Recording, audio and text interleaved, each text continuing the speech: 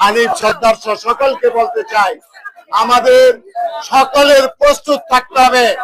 আমরা কাউকে আক্রমণ করব না, কিন্তু আমাদের যদি আক্রমণ করতে আসে জবাব দেওয়া হবে।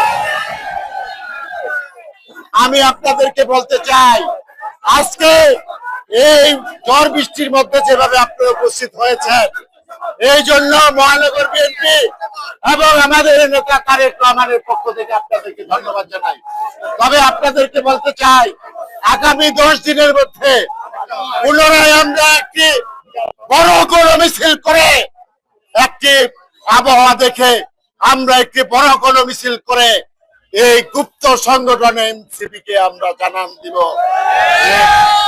বিএনপির ঘাঁটি নারায়ণগঞ্জের মাটি। এখানে কোন এনসিপি রাজনীতি করবে, কিন্তু সেটা শালীনতার মধ্যে থেকে। জামাতে ইসলামী রাজনীতি করবে, সেটা দেশের আইন কানুন মেনে। কোন গুপ্ত ভাবে কোন গুপ্ত সংগঠনকে আমরা কোন ধরনের কার্যকলাপকে আমরা মেনে নিব না। আপনারা সবাই প্রস্তুত থাকেন। আজকে আমরা তাদের বিরুদ্ধে নই, আমরা চাই যারা আমরা গণতন্ত্র উদ্ধার করেছি আমরা সবাই ঐক্যবদ্ধ থাকি।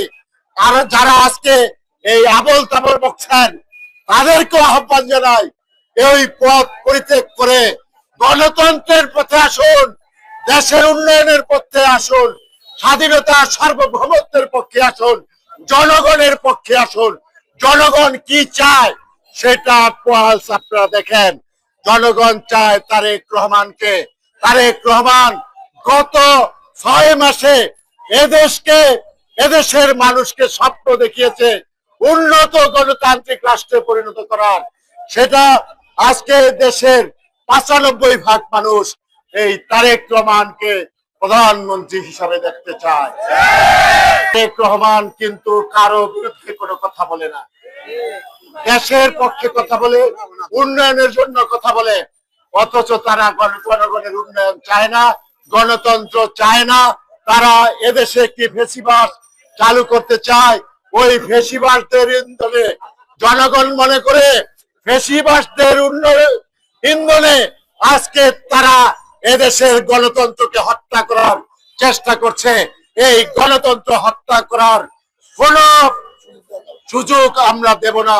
আপনারা সবাই রাজি আছেন তো?